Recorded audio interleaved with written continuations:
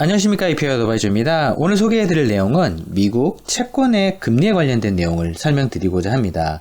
즉 YTM, 즉 만기 수익률 기준으로 설명을 드릴 텐데요. 최근에 골드만삭스 기준으로 발표된 이 보고서를 기준으로 설명드리겠습니다. 저희가 2020년 연말 기준으로 미국 10년물 채권의 금리가 0.9%였고요. 지금 1.5%입니다. 즉 0.6%포인트만큼 금리가 올라간 셈인데요. 원래는 0.9%였기 때문에 약 저희가 알고 있는 즉 9분의 6 정도의 금리가 상승이 발생한 셈입니다. 추가로.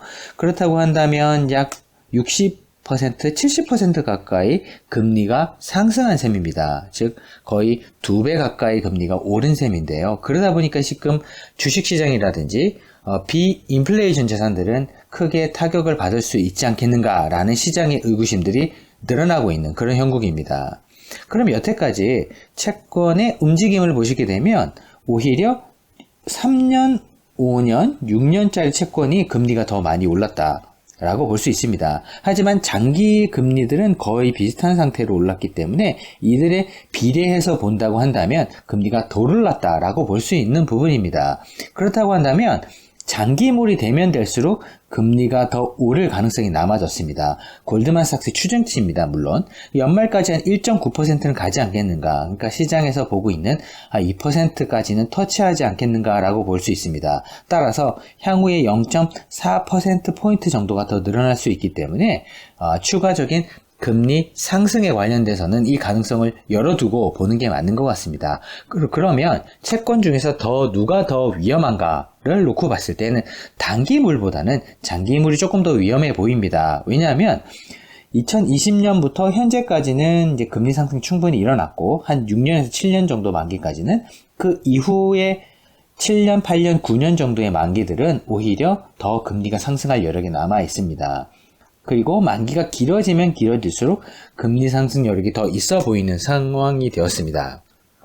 하지만 생각해 보신다고 한다면 0.6 정도 퍼센트포인트만큼 금리가 늘어났던 거에 비해서 향후에는 0.4나 0.5 정도 금리가 더 상승할 여력이 있기 때문에 현재 1.5 수준에 봤을 때는 약 한 30% 가까이 금리가 추가적으로 상승할 수 있겠다. 즉 예전에 올라오던 속도에 비해서는 조금 느려질 수 있겠다라는 부분만을 고려하신다면은 아주 크게 이런 위험자산 가격에 위협이 될 만한 것은 아닙니다. 하지만 금리가 오르는 그런 궤도에 진입을 했기 때문에 일단 금은 조금 불리한 상황이고 채권은 당연히 불리한 상황이고 채권 중에서는 긴 만기를 가진 채권이 당연히 불리할 것이다 라고 보여지는 부분입니다. 특히 한국이라든지 선진국들의 국채들은 금리가 낮으면서 게다가 만기가 길기 때문에 이런 구간에서는 분명히 피해야 될 채권의 종류가 되겠습니다.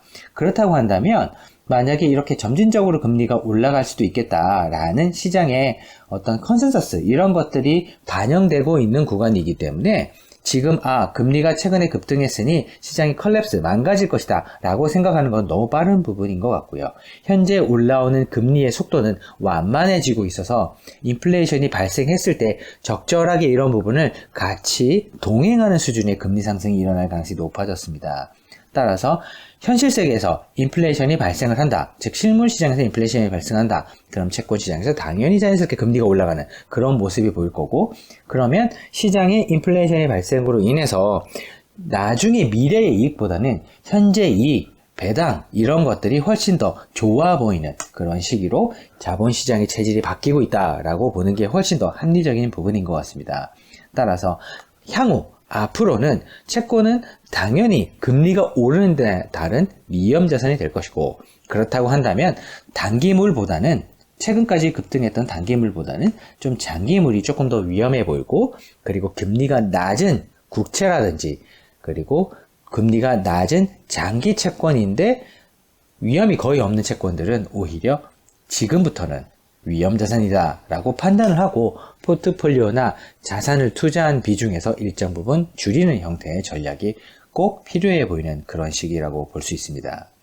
그러면 저희가 만약에 이러한 금리, 만기에 따른 금리의 변화가 추가적으로 조금 더 급하게 바뀐다든지 아니면 금리의 변화가 꺾인다든지 이런 부분이 있다고 한다면 저희가 새로운 프레젠테이션으로 업데이트해서 찾아뵙도록 하겠습니다.